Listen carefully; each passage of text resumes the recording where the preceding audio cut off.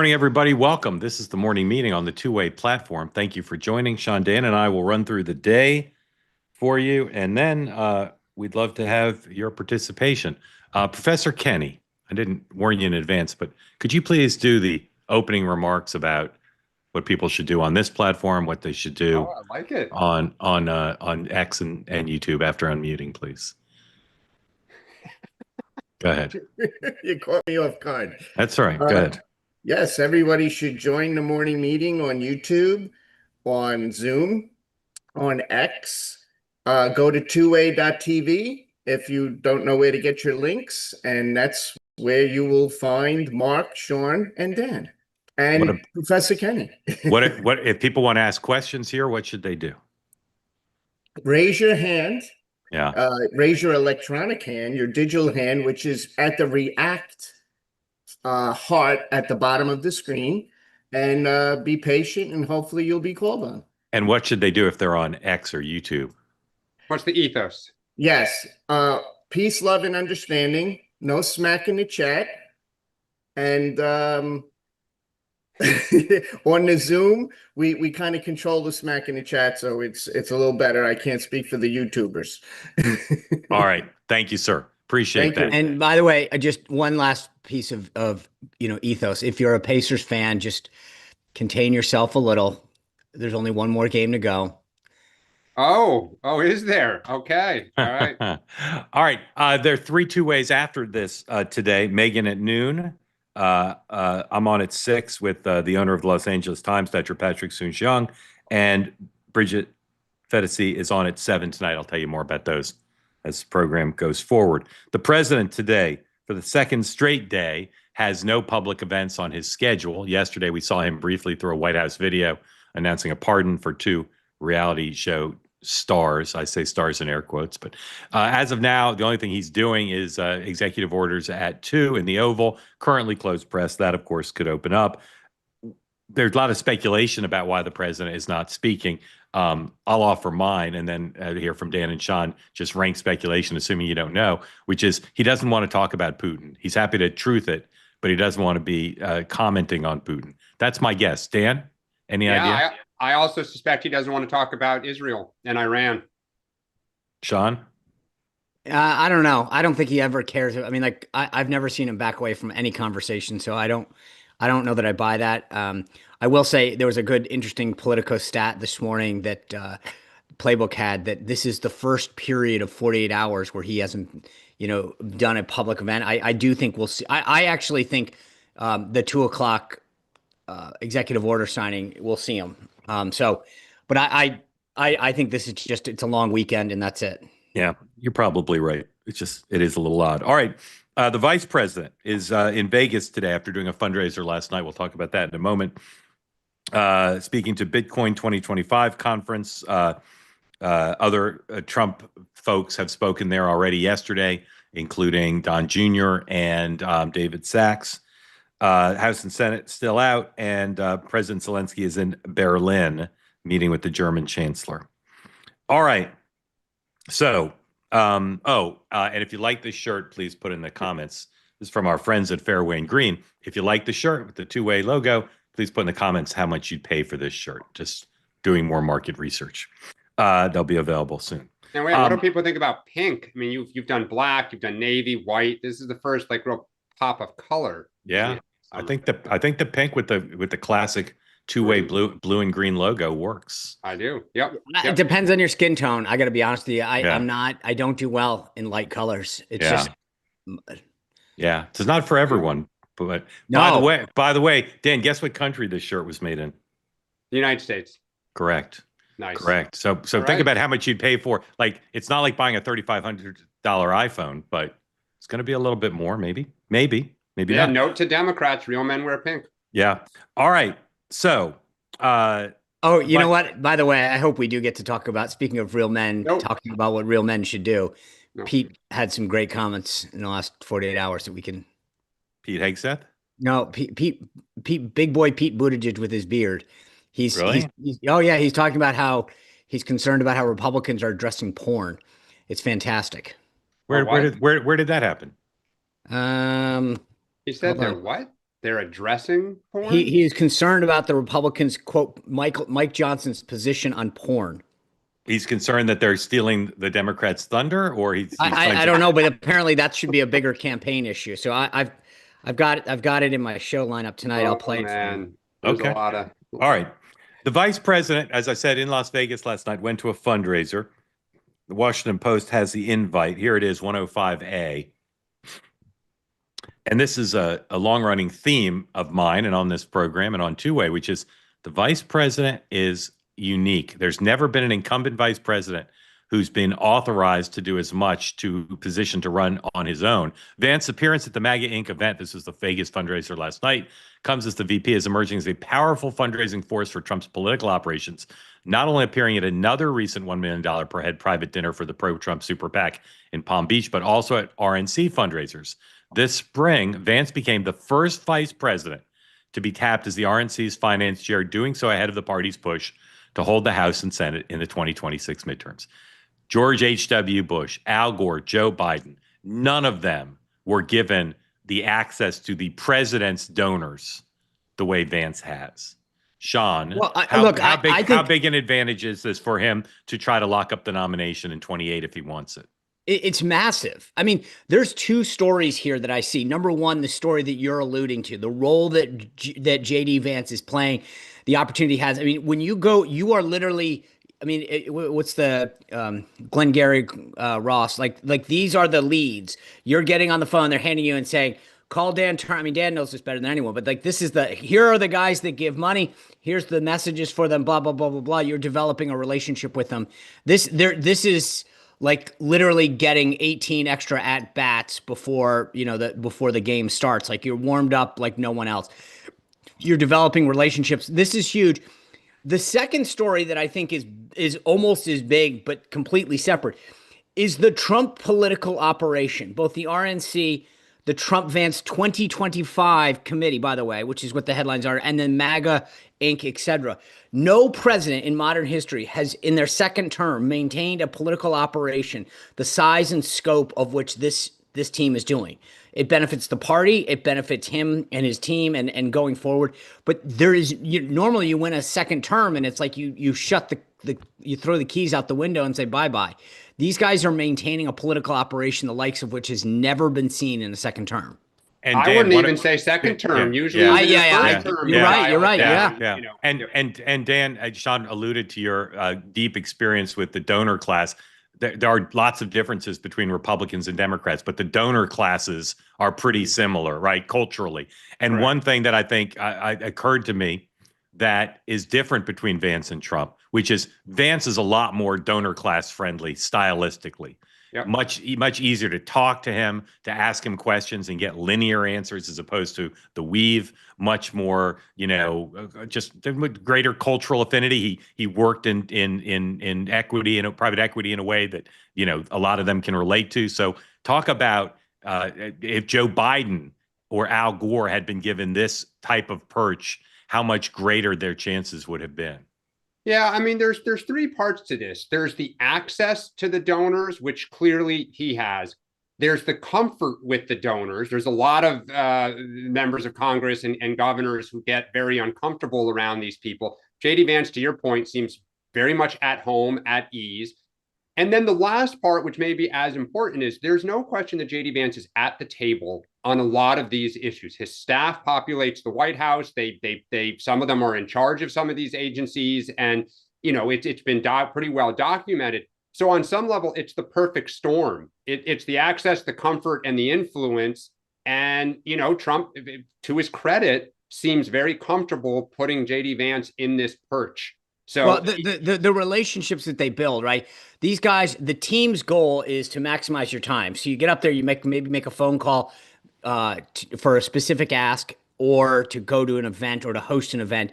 The relationship that you build, you can't put a price tag on that, because the ROI on a big donor. So when you put a piece of mail out to solicit a donor for $100, you pay for the mail, for the stamp, you pay for the paper, you pay for whatever. Your ROI on that is much greater than an individual that you call and say, hey, can you give me 10 grand? Can you host $100,000 event, $1 million event? That costs you a phone call and 10 minutes of your time. So the ROI on big donors is so much greater, and the relationship that he builds is going to give him such a financial advantage going into the 2028 cycle. I don't know that anybody else who's not independently wealthy could compete. Well, and the thing too that you're allowed to, that you can then do is, if I get to know Sean Spicer because he writes $1 million checks, I get to know Sean's family.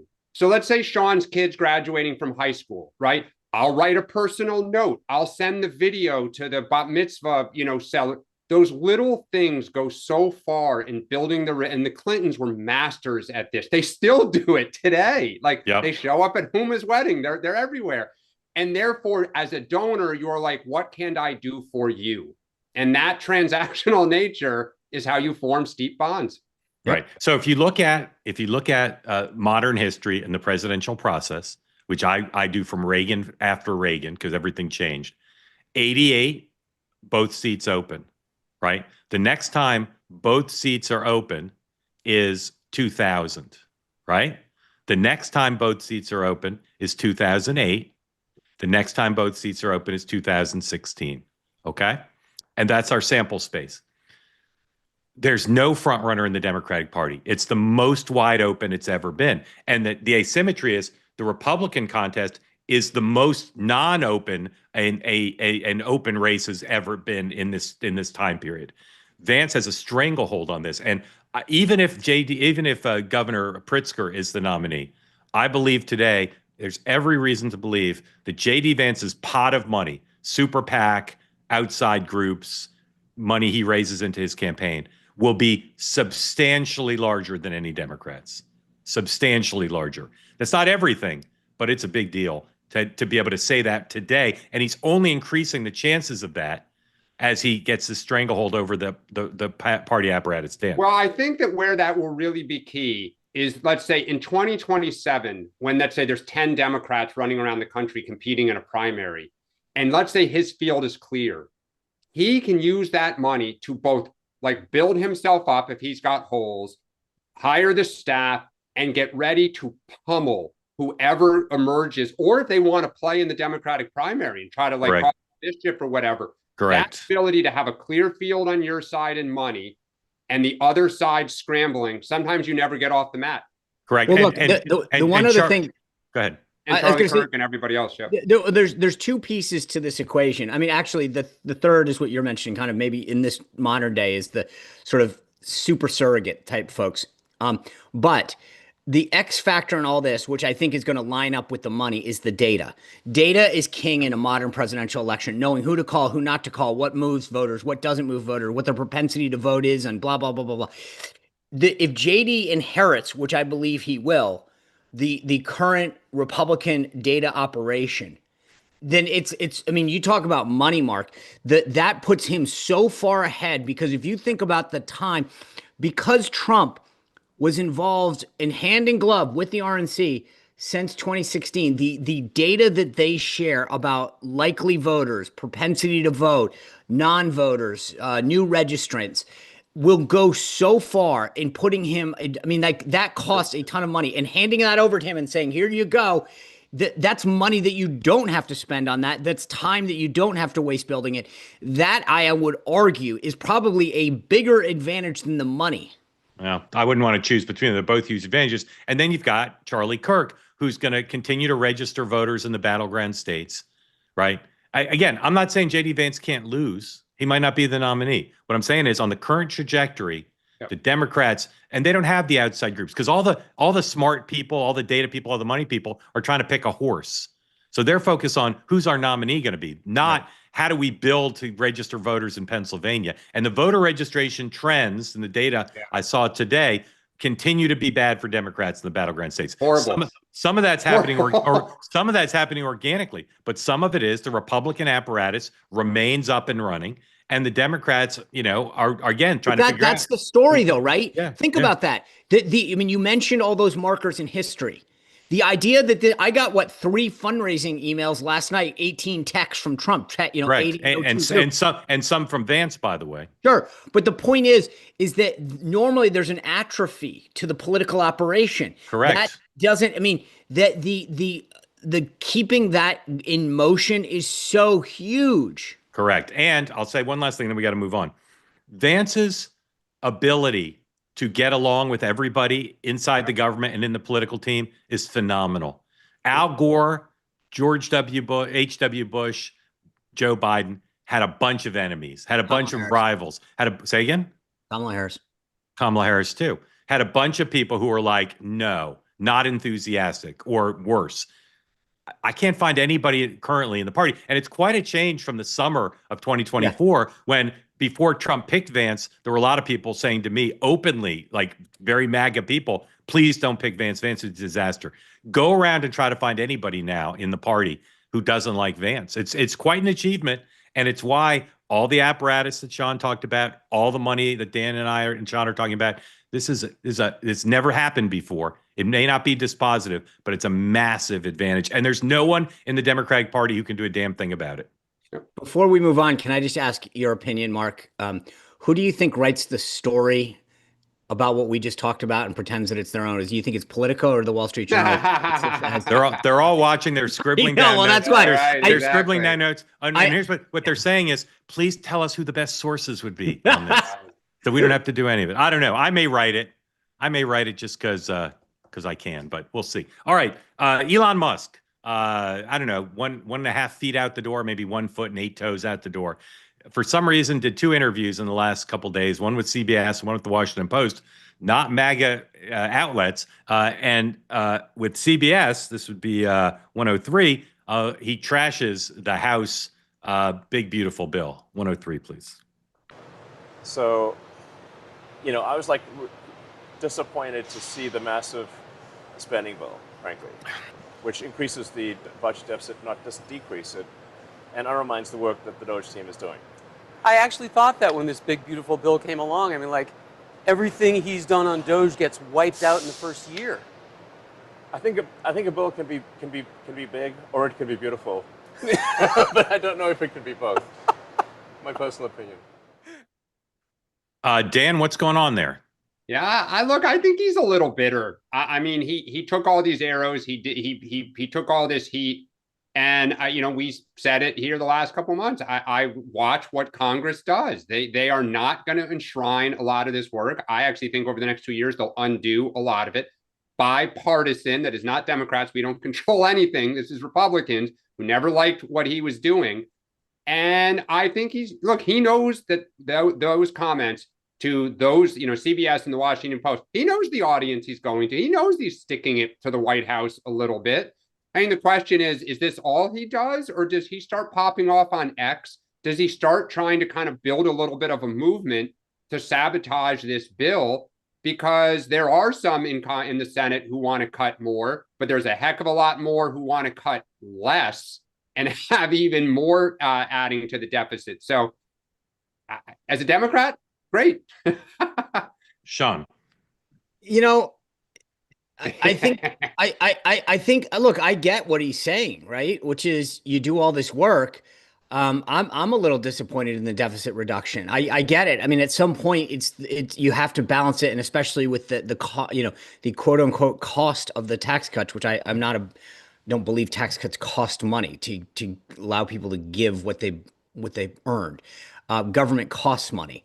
I understand his frustration. He took a lot of hits. They've done a lot of great work, and I wish there was more. So I share his frustration. I think this is the beauty of being an outsider and kind of stepping 1 foot back out, is you can say we're doing this. But I would say without his work, we wouldn't be able to do as much on the revenue side because of some of those reforms. Also, a lot of them can't be counted in the score, so it's a little disingenuous to throw the work of Doge under the bus because of how CBO, OMB, and the Joint Tax Committee score things. So it's a little bit more complicated. I understand his frustration, but I also think, like, politically, you're either on the team or you're not, and it's tough when you're the guy who's out there doing that and you're throwing cold water at a very fragile situation. It's not helpful. So I mean, I understand his frustration. I don't think that it's helpful being out there throwing cold water on something as it's headed to the Senate. Sean, does Trump stay quiet on this? I mean, if he takes questions in the Oval and somebody asked him about Elon. Oh, I don't think you even have to ask him about Elon. I think you just ask him about the bill. I think he's going to say that they should make some changes. There's going to be some. I mean, like, So look, he won't tell Elon to. I mean, historically, Trump doesn't take kindly to people crapping on his stuff. but he's not. I don't think he looks at it as his bill right now. So I think that's the difference. He doesn't look at that, and this is my opinion. That this is his, so therefore you're crapping on mine. This is what the House did. He already told the Senate, go make changes. I mean, right? I mean, if it's funny because he wanted the House to pass it, and then what the first thing he basically said publicly to the Senate was, do what you have to do. Okay. So I don't think he's offended by Elon's comments. But again, part of this is it's more of a staff frustration, probably. Like, you've got to be kidding. We're trying to keep this thing duct taped together. All right, here's a trick question. Who's the most powerful South African American in the Trump administration right now? So Musk isn't in the administration anymore, right? Is that what we're?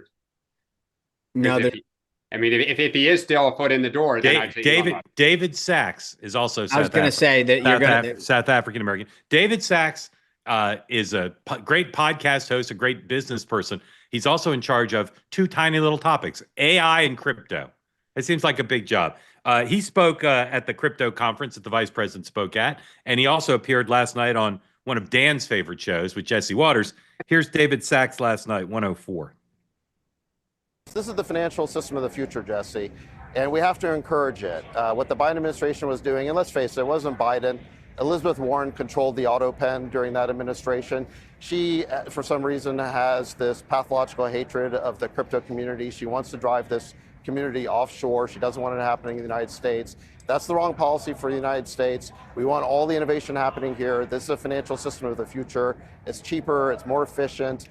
We want it happening here, Jesse, and I think people are thrilled that President Trump is making that possible.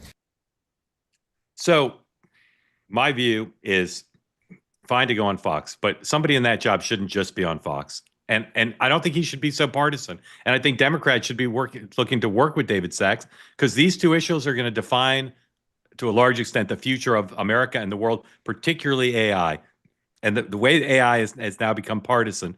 But the blame is not just with the Republicans, although they deserve a lot of it, because the Biden administration really alienated those two communities.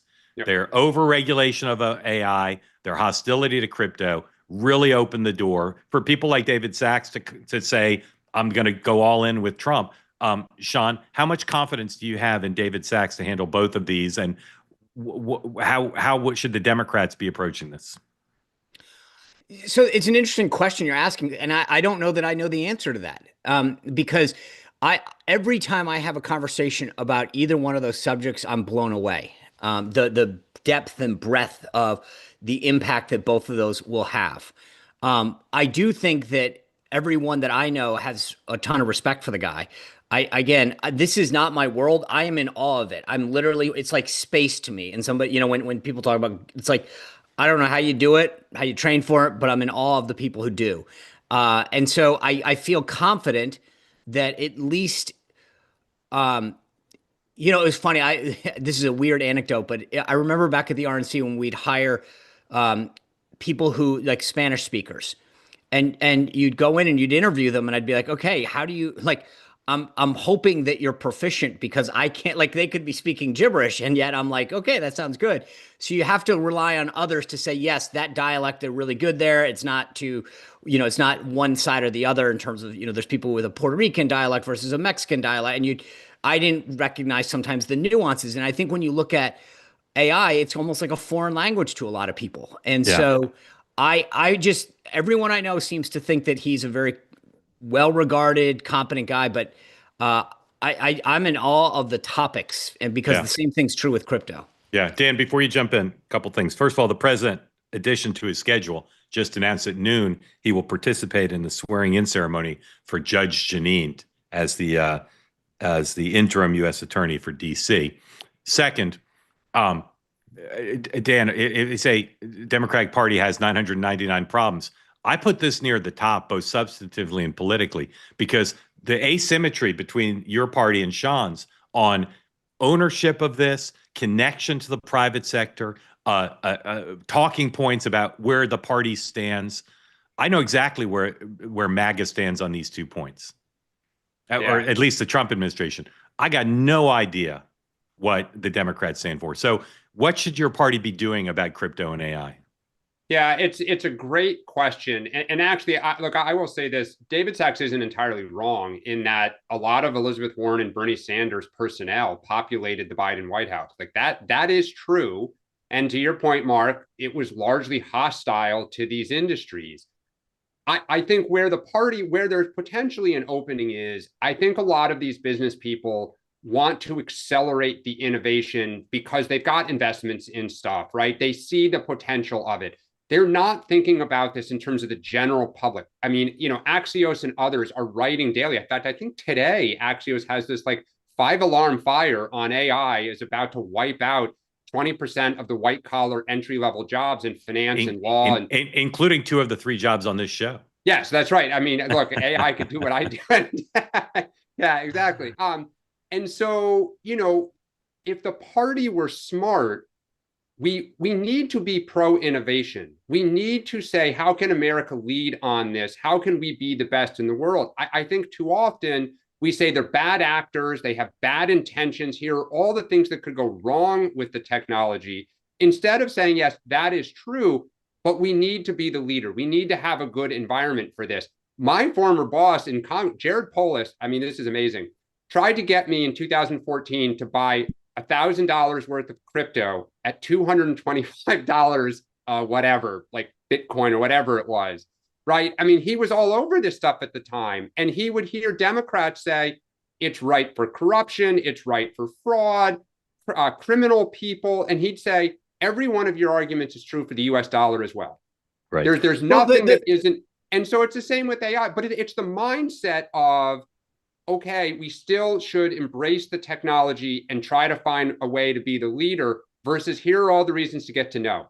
Well, the bigger issue to me, especially on the crypto side, the reality on both issues, the train is going down the track. Yep. Like that's the one thing that I think that on the Republican side we understood really quick, which is you're not being asked whether or not it's okay or not, or it's going. It's happening. Right. It's happening. So are you getting on the train? The private sector and the world are marching on. The world, right. That's the key, on. Mark. The world is doing this. And on AI, to your point, like the AI is a jobs issue in terms of not just creating jobs, but diminishing jobs, ones that are going to go bye-bye.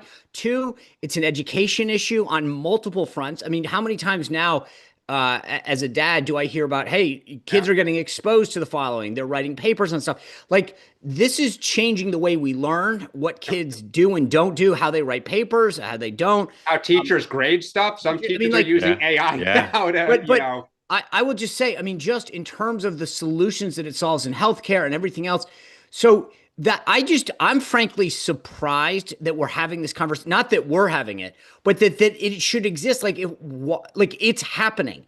Right. And if you as a party don't get on board, right, and bye-bye. And David Sachs is in the government. He's not the RNC head of crypto and AI, but make no mistake, the political apparatus around David Sachs, and to some extent David, are driving this policy, but they're also gaining every possible advantage, political advantage for the party, grassroots, fundraising, leveraging it in all sorts of ways. And I'm telling you, the Democrats are at zero because they don't control the House or the Senate or the White House, but also because they just don't have the horses at this level now because the hostility they showed to both sectors. So yes, they're giving money to some Democrats, whatever, but the asymmetry is massive. And this is like being out of the game in the 90s, like on the internet, right? Where both parties understood, it's crazy and super important politically and substantively. All right, two more topics we're going to do pretty quick, and then we're going to get to your questions.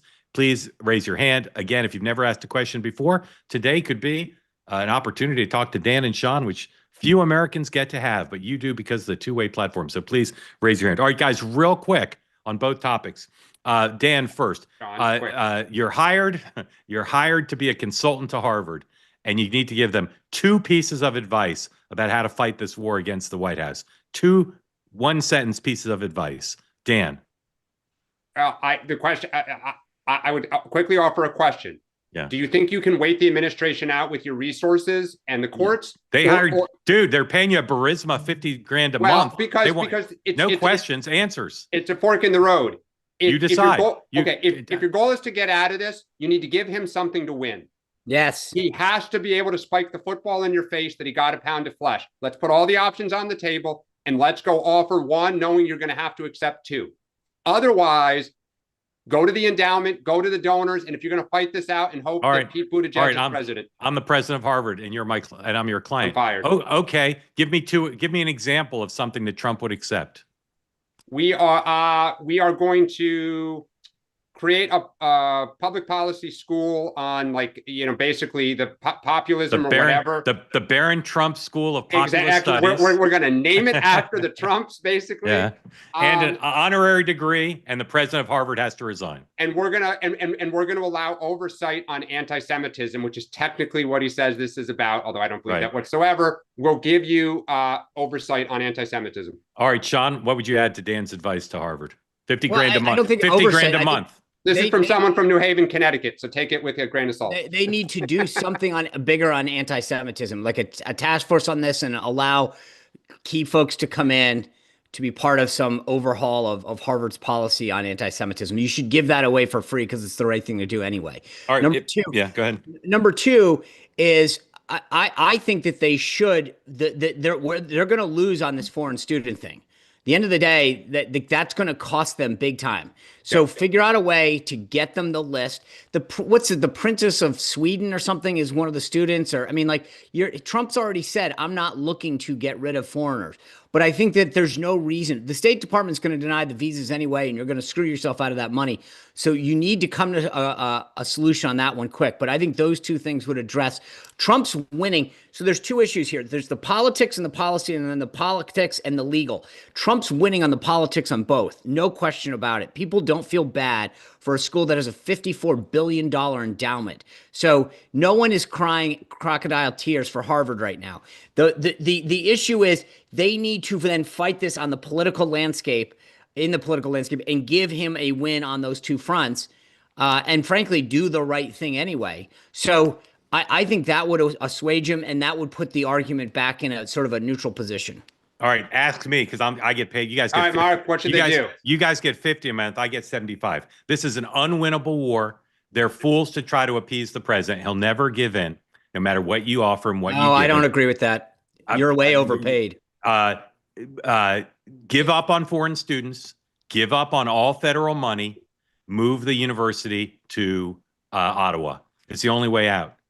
Sell the real estate around Harvard. I'm telling you, this is unwinnable. It's unwinnable. Yes. I don't agree. One of the biggest stories right now that is happening, because it's all over New York City, is how much these schools depend on foreign students paying full tuition. No, I know. Wait, hold on. I know. The number of upper class kids who got off the wait list this year at a lot of these schools in the last month is stunning.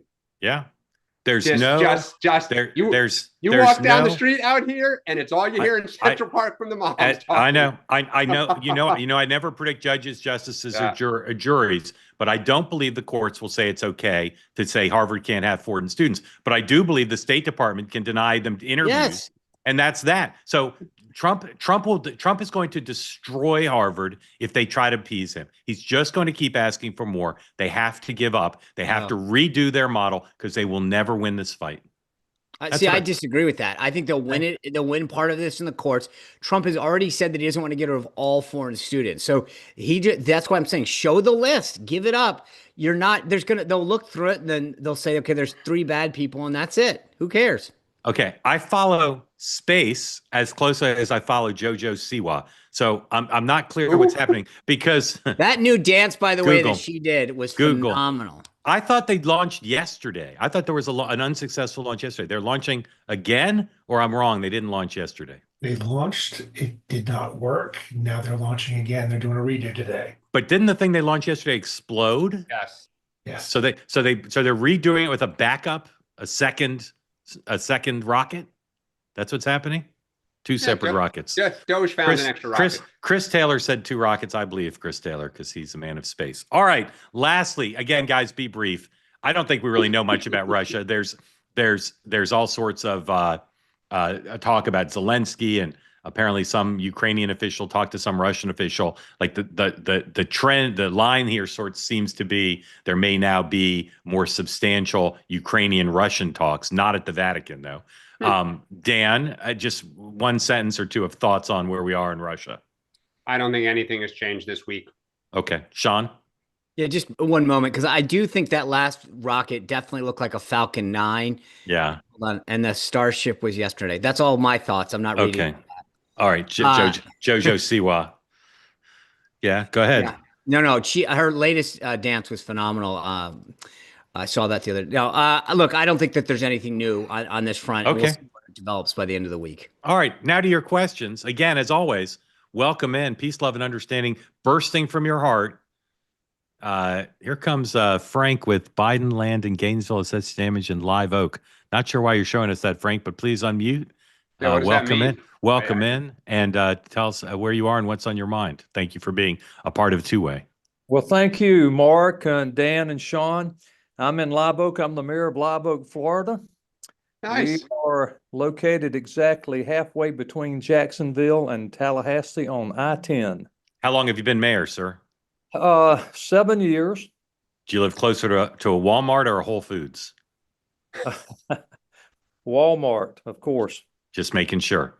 That's 24-hour Walmart. I have to say, in my experience, if you drive more than 20 minutes from any major Florida city, you might as well be in rural Alabama. It's God's country here. Yes, sir. And are you a partisan mayor or nonpartisan mayor? Well, it's nonpartisan. I, of course, belong to a party, but it's okay. And who's more powerful, you or the council? The city manager. City manager. Okay. That system. I know that system. Who picks the city manager? The council. So you're third, basically. Yes, I can't do much. You open supermarkets and car dealerships, and I do the things that I love to do, and then let them fill the potholes. And is that a full-time job, Mayor? It is not. Yeah. What else do you do, sir?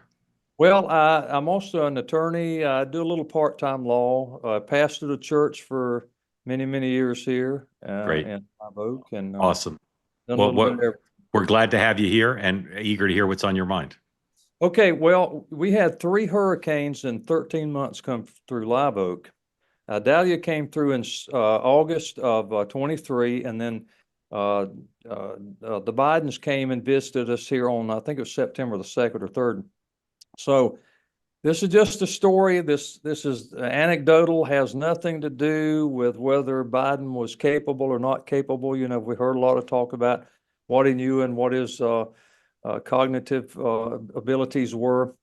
But when we met at the airport here, we have a small airport. They flew in on the helicopter. We met them. The first thing he said to my beautiful wife, Amanda, was, "You have the most beautiful blue eyes." So we visited a little bit, took him on a tour of the damages. And when we left, he repeated to my wife, he said, "You have those beautiful eyes." Well, we got an invitation to the White House for a Christmas party. And I started not to go, but I'm glad I did. And we were there in the East Room. He made a little speech. We were way back a little ways, but he was having some photographs taken, and we made our way up, and I hollered out, "Mr. President, Live Oak, Florida." And he turned and looked. He looked right at my wife, and he said, "There are those eyes." Now, Frank, just objectively, does your wife have nice eyes? She is a beautiful woman. All right. All right. Just I've heard people say he didn't know what was going on, but he did that day. And I'm not saying that he was, not cognitively challenged, but I just thought that was an interesting story. It is indeed. We're glad that you shared it. Appreciate that. How's your governor doing, Frank?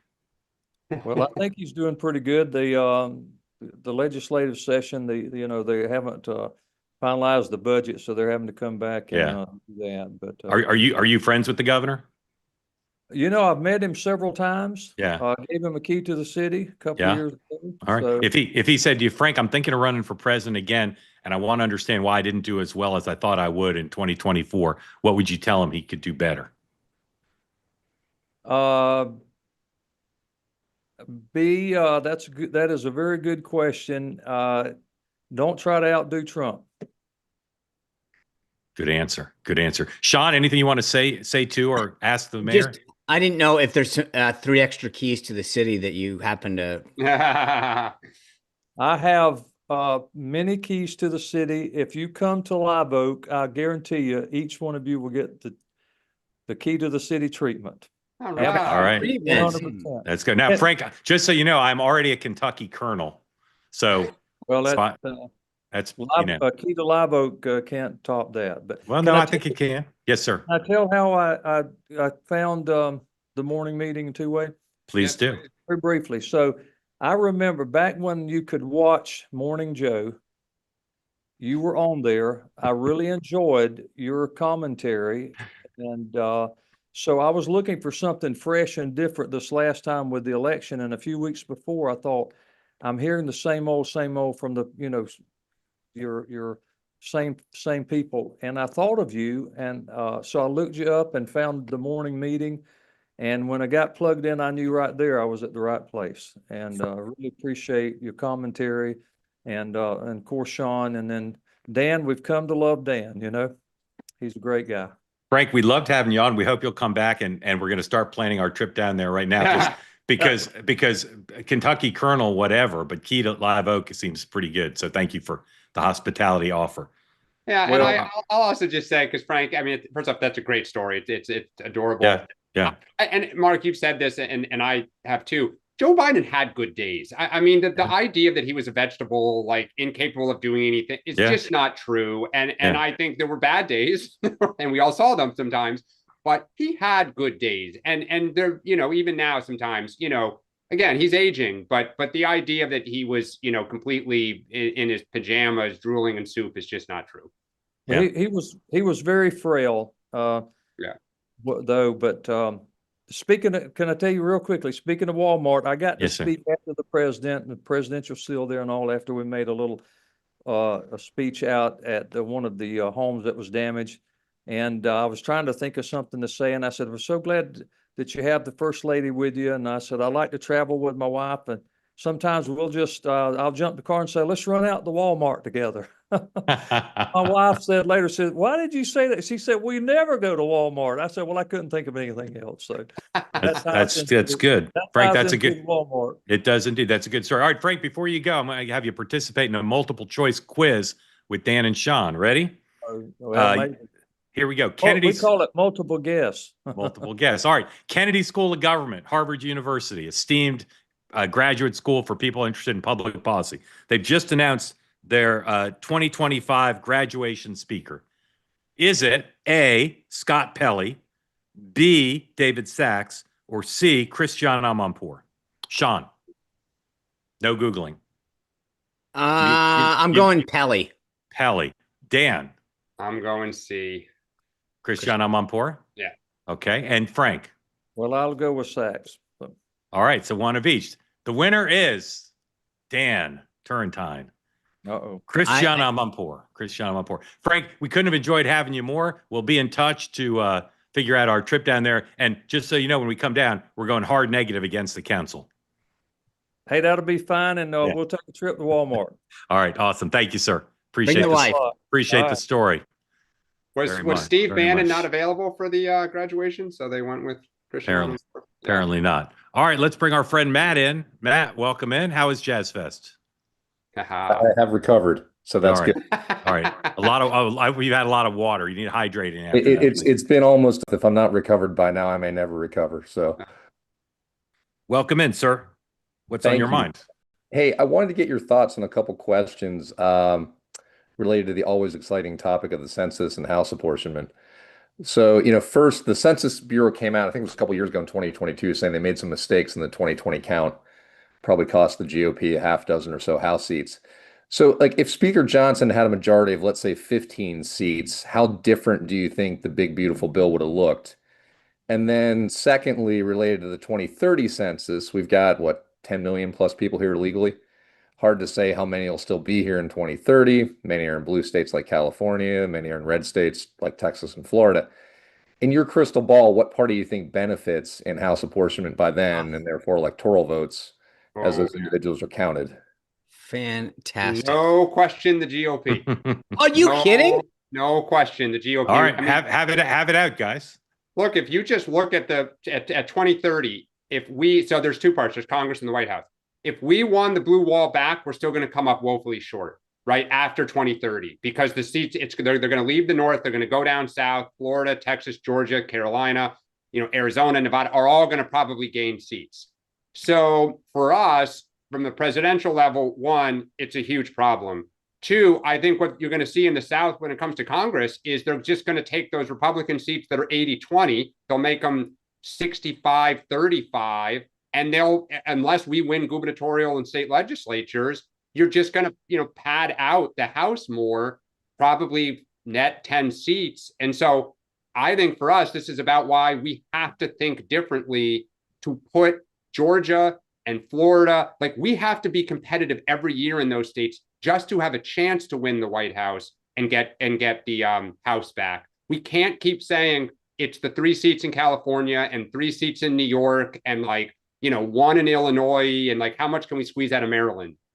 Just won't work anymore. The math's not there. Sean. So first of all, Matt, kudos. I mean, I'll tell you, this question is phenomenal, and I'll tell you why. I have been a big believer that the Biden open border / Democrat open border strategy was always predicated on this idea of the path to citizenship. But you put your finger on something that I've become a convert to, the new real thinking, which is you let them in. The census counts people, not citizens. I believe there was an early estimate probably 4 or 5 months ago that says the Democrats benefited at least 10 seats currently by the current construct. I believe that number is probably closer to 20 million people that have been in the country. It doesn't matter. I mean, regardless, they're benefiting from this, and it's blunting potential gains more than anything else. Where they're located, again, think about where those people went to get benefits, California, et cetera. This adds to their total population, therefore gets them more seats. I think there's no question that Democrats benefit from the census counting people that are not legally in this country. And it's something that the GOP better get its finger on sooner rather than later, because getting people out of the country who are not here legally is not just about short-term benefits, but about the census and redistricting. And so I think, reapportionment and redistricting are both something that people have to understand are critical. And like I said, early estimates, they might be off a little, but who cares? If it's 5 or 10 seats, that goes to the first part of your question. How different would that construct be? What does the Electoral College look like? But it has so many implications that we don't talk about. And so I think the push to get people out of the country that are not legally here is critical.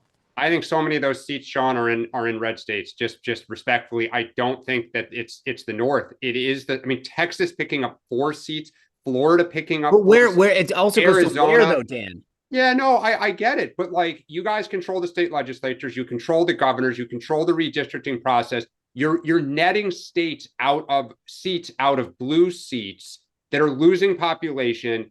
I just think respectfully, if you take all those folks out, it's going to harm Republicans, not Democrats. That's just my opinion.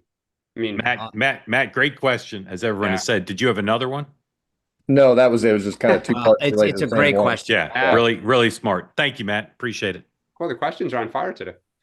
They are. All right. Philip, I believe Philip may well be new. Philip, are you new to this, raising your hand here? You are. Unmute, Phillip, no please. pressure. Unmute. Tell us where you are. Tell us your best story about Joe Biden and your spouse and or Walmart or eyes. Whatever's on your mind, sir. Yeah. Okay, well, I'm on the Eastern Shore of Maryland, and Beautiful place. And this is my first time calling in, although I've been watching the show since before the election. You came up on the YouTube algorithm, so Very, very grateful to have you part your of congressman. The lone Republican congressman from Maryland. Yes, I was going to say that's his district. Dr. Andy Harris, yeah. Yes, sir. Who I didn't vote for the first time he ran because I thought he was a carpetbagger, because he used to be over on the Western Shore. And we Eastern Shore people don't like to vote for people on the Western Shore, but then he moved over here. So anyway, so I wanted to comment on the information that you were talking about regarding Harvard and the whole dust up with them. And it seems to me that Harvard, and this also applies to people like NPR, they should just look at somebody like Hillsdale College or Grove City University. These schools stop taking federal funding for anything, and basically nobody can tell them what to do and what not to do for the most part. And it seems to me that there are a ton of very wealthy people in this country, millionaires and billionaires, that I think that could more than fill in any kind of loss of federal funding. And if somebody like Harvard or, National Public Radio or public media, those folks, basically, if they just got out from under the funding, they could do whatever they want. Yeah. And it seems to me that they would have plenty of resources to do that. That's just my thought. Yes, sir. All the example of these other schools. Yes, sir. Along the lines of what I suggested. Dan. Yeah, you're right. I mean, I think one of the interesting things is, and it's been written about now as this fight's happened, is this grant system started largely around the two world wars, when the U.S. wanted to outsource research to the institutions that had the structure and the capability and the talent to accelerate innovation around the wars. And then it just kind of stayed and morphed and got into healthcare and all these different things. And so to your point, I do agree with the theory of why should we continue to keep doing it just because we've always done it? Like, should there be a revisiting of this? Should the money go to community colleges? Should it go to trade schools? Should it, that's a worthy public policy discussion. I still think Harvard should probably receive some money because I think they do some really good research and work. But the idea that like we've always had it and it's ours, it's like when, what was it, in Scott Brown's famous debate when Martha Coakley called it the Kennedy seat. And he's like, no, it's the people of Massachusetts seat. It's kind of the same thing a little bit. I distinguish between the two, right? So I think NPR, PBS, I know a lot of folks on my side like to say that, complain about the ideological bent. And I agree, they're left wing. But philosophically, that should be what we care about. Like, the idea that the government is in the news business is ridiculous. So I think that on that alone, we should defund it. And I think you're absolutely right, Philip. Like, if a bunch of Hollywood leftists want to fund NPR, God bless them, fund it. But I don't know why we are funding a news outlet and frankly, even or a TV station. It doesn't make sense. So I would wipe those out. Let them, and they should stand on their own. If they're worthy, then let the communities that support them pay them. And to your point, all of these guys in Hollywood in particular who love to talk about NPR and PBS make millions of dollars, and they can just stroke a check and help make up that money. Harvard, to me, is a little bit of a different thing. I agree with Dan. I mean, I think that the whole system needs to be re-looked at. But going out and competitively winning a grant is a little different. But I do think that we just keep setting. When you go through, like, on any given day, if you're really bored, go to the Federal Register and just look at the things that we're spending money on. And you have to ask yourself, like, why? Like, and there's a lot of it just reflexive. Well, we did this study last time, so we're going to update the study or whatever. There's a lot of money that we never is on autopilot. And I think that there should be a return to asking why we're doing, what we're getting for it. And obviously this is a much bigger discussion because we talked about this before. We're funding certain pieces of research. And then the question is, are we then as taxpayers benefiting from what we're paying for, particularly in the area of innovation and pharmaceuticals? All right, Philip, you game for a multiple choice quiz question with Dan and Sean? All right, here we go. Which of the following people has never been named a Kentucky colonel? Which of the following people has never been named a Kentucky colonel? A, Mark Halperin. Maybe I was lying. B, Colonel Sanders. C, Rick Perry. D, John Podhoretz. I know that Rick Perry has been. That's a fact. I'm clearly going to stick with Mark. I'm guessing Podhoretz is watching and said, me too. Well, but there's no way that I don't know. Colonel Sanders. Yeah, but that's so obvious that it's not. I'm going to go with Colonel Sanders. All right. Dan says Colonel Sanders. Podhoretz just because nobody else did. All right, Sean, who are you saying, Sean? But why the heck would he ever be named? Sean. Right. I'm going with Colonel Sanders. Colonel Sanders. All right, put it up. John Podhoretz John Podhoretz, watching the program. Oh, we got to bring him in here. We got to hear the story. Was in fact a Kentucky colonel. The correct answer, as far as I know, is Rick Perry. I suppose he might have been named a Kentucky colonel, but he's got to have been. But the other three, I can guarantee you, including Colonel Sanders and myself, and John Podhoretz of the Upper West Side. John, I wonder who else on the Upper West Side is. Yeah, I was going to say that is all right. So, Mark, why were you named or honored as a Kentucky colonel? No, Dan. The correct question is why not, Dan? Yeah. Why not? Why not? I went and spoke to the with Carl Bernstein.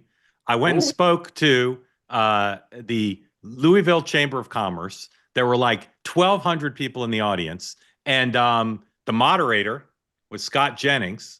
And I don't know. I speak in the Chamber of Commerce. They're dime a dozen. I mean, if you eat in 3 different Wendy's in Kentucky, they make you a Kentucky colonel. Well, I'll tell you that there's bar is low. We should get the community here to weigh it. So, like in Texas, you can be a Texas admiral.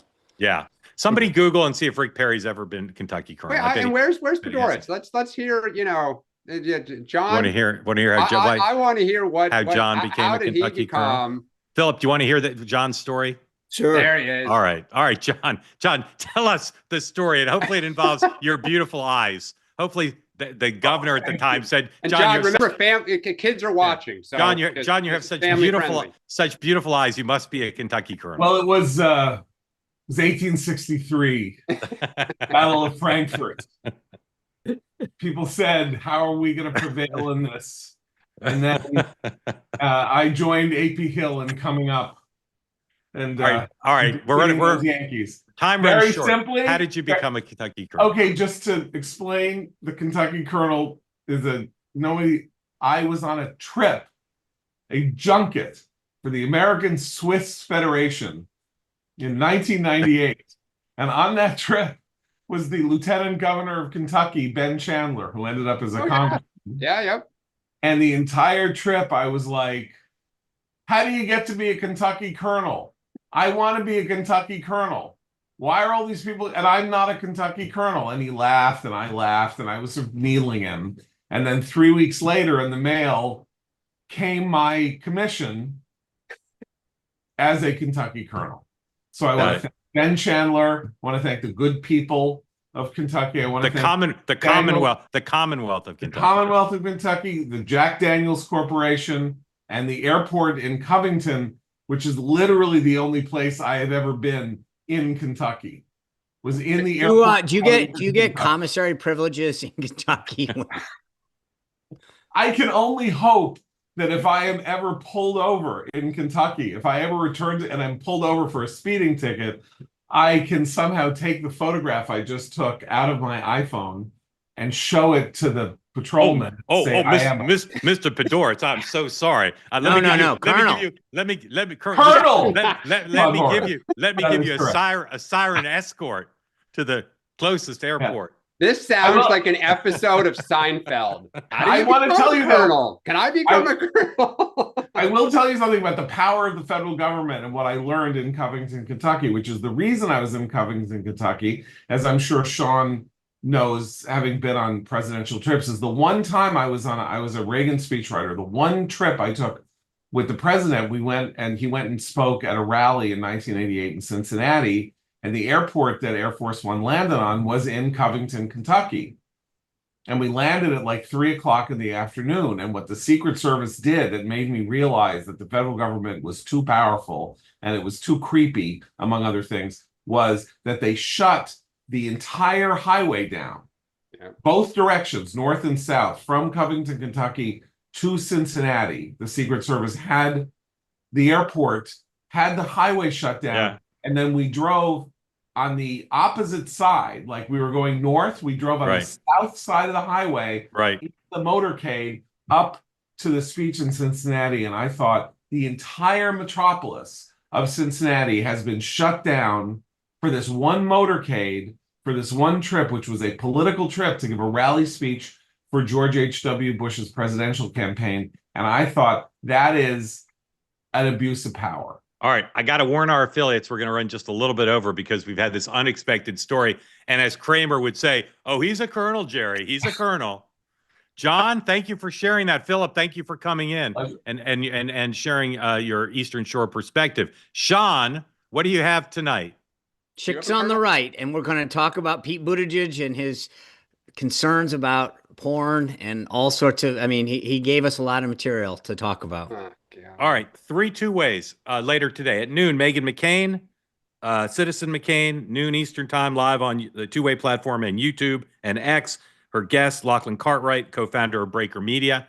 Please tune in for Meghan. 6 o'clock, I'll be back with Two Way tonight. And my guest, along with all the day's news, Dr. Patrick Soon-Shiong, the owner of the Los Angeles Times and one of the country's biggest cancer experts. So we'll talk about the media. We'll talk about the recovery of Los Angeles from the fires, but we'll also talk about cancer. So if you've got questions about your family's cancer situation, about the state of research in cancer, anything cancer related, we'd love for you to join us. And the doctor is just an extraordinary explainer of the latest science in an accessible way. So we'll see you at 6 for that. And then right after that, 7 Eastern, Bridget will be back. Bridget Fedesi and Real America with Bridget every Wednesday at 7. Yes, if you're shameless plug here, but if Dan takes a copy of the briefing behind him and looks up Patrick's name, you'll see my story, how I got to know Patrick over cancer, and I detail that in the briefing. So he's an amazing man when it comes to what he has done on cancer research and advances in that field. Yeah, he's extraordinary. And whenever he's been on, people have reacted quite a bit. So again, if you're interested in the topic, or again, if you're dealing with it currently in your family, a great opportunity to share stories and to get information. So we'll see you at 6. And then of course, the 3 of us will be back tomorrow. We'll have updates on our key to the city and the planning for that trip and how you can attend. We'll also be able to tell you by then whether Rick Perry's ever been a Kentucky colonel, in which case I apologize for giving an answer, a question with no good answers. And there's something else pending, but I can't tell for the life of me say what it is. Gentlemen, have a great day. Megan at noon, me at 6, Bridget at 7, Sean at 6, and we'll see you all here tomorrow. Same bad time, same bad channel, 9 a.m. Eastern Time for what Dan likes to call the morning meeting. Have a great day, everybody. Yeah.